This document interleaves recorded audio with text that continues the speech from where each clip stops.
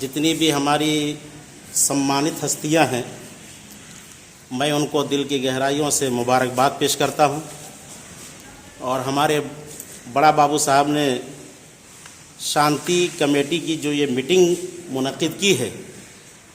میں اس پر انہیں دل کی گہرائیوں سے بداعی اور شکریہ ادا کرتا ہوں۔ میرے بھائیوں، کہنے کے لیے بہت ساری باتیں ہیں۔ تہوار کا موقع ہے، رام نومی ہے، ساتھ ہی ساتھ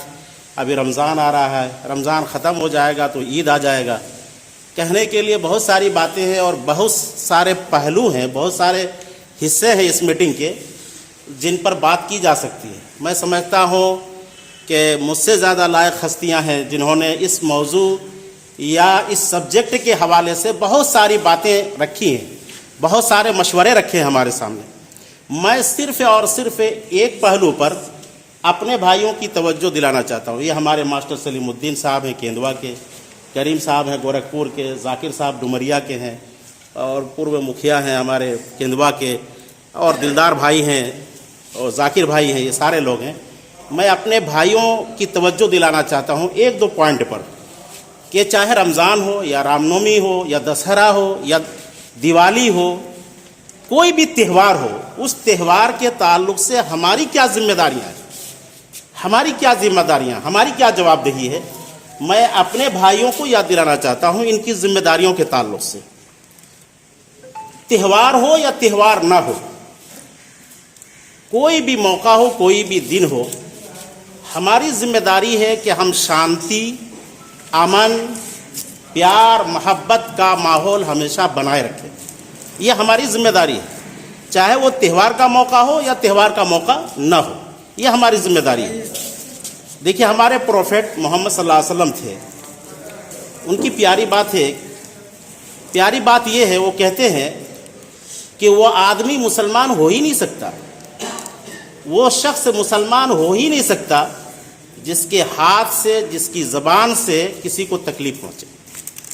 یہاں پروفیٹ صاحب نے مسلمان غیر مسلمان کی بات نہیں کی، ہندو مسلمان کی بات نہیں، کسی کو بھی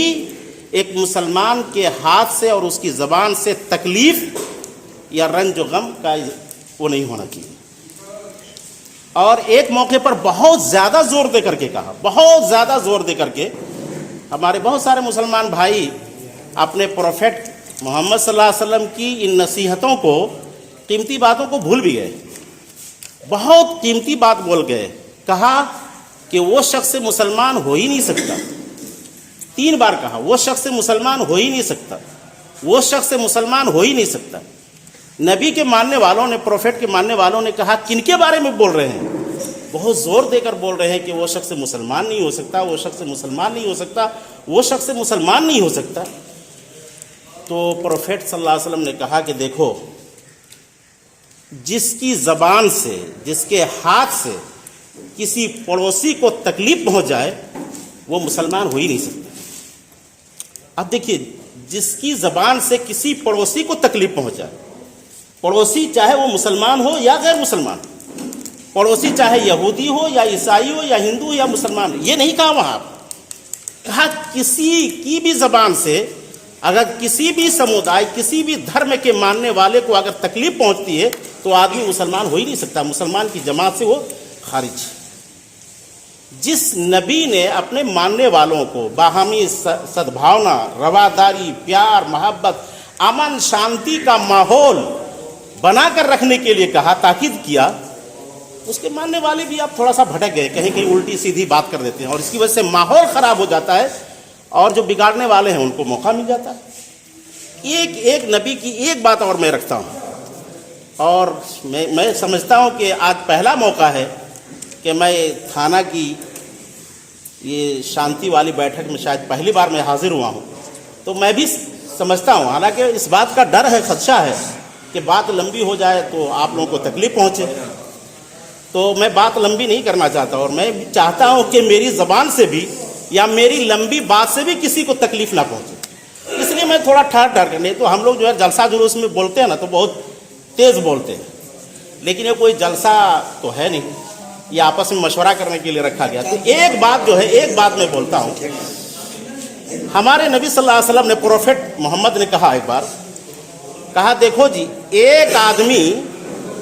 ایک کتا کی وجہ سے جنت میں گیا، کیا بولتے ہیں، سورگ، اور ایک آدمی ایک بلی کی وجہ سے نرخ میں گیا، جہنم میں گیا۔ تو ان کے ماننے والے بہت سارے تھے، سینکڑوں ہزاروں تھے، مسجد میں بیٹھے ہوئے تھے۔ کہا کہ ایسا کیسے ہوا کہ ایک کتا کی وجہ سے ایک آدمی سورگ میں گیا اور ایک بلی کی وجہ سے ایک آدمی نرخ اور جہنم میں چلا گیا؟ کہا سنو میں بتاتا ہوں۔ ایک کتا بہت پیاسا تھا، اتنا پیاسا تھا کہ پیاس کی شدت سے، پیاس کی تڑپ سے جو ہے نا، اس کی زبان ایک کنویں کے باہر اس کی زبان لٹک رہی تھی، زبان منہ سے باہر نکلی ہوئی تھی اور پریشان تھا، مرنے کے کگار پر تھا۔ اسی میں ایک آدمی گزر رہا تھا، دیکھا کہ پیاس کی شدت سے، تڑپ سے کتا جو ہے پریشان ہے، مرنے کے کگار پر ہے۔ تو وہ جوتا موزہ پہنا ہوا تھا، موزے کو نکالا، جوتے سے اتارا اور اس کو کنویں میں پانی پہ اس کو داخل کیا، اور جو بھی پانی آ سکتا تھا موزے کے اندر، جو بھی موزے کے اندر پانی آ سکتا تھا، وہ نچوڑ کر کے جو ہے نا کتے کو پلایا۔ اسی کو نچوڑ کر کے، دونوں موزے کو نچوڑ کر کے کتے کو، چونکہ کوئی برتن نہیں تھا، ڈول وغیرہ وہاں، رسا وغیرہ نہیں تھا کہ جس کے ذریعے سے پانی نکال کر کے کتے کو پلاتا، تو دونوں موزے کو کنویں کے اندر داخل کر کے اس کو بھگویا اور اسی کو نچوڑ کر کے پلا دیا، اور اس کے یہ پلانے کی وجہ سے کتا جو ہے مرنے سے بچ گیا۔ تو کہا ایک کتے کو مرنے سے جو بچا لیا، اس کی وجہ سے وہ سورگ میں، وہ جنت میں چلا گیا۔ اب ہم یہ سوچیں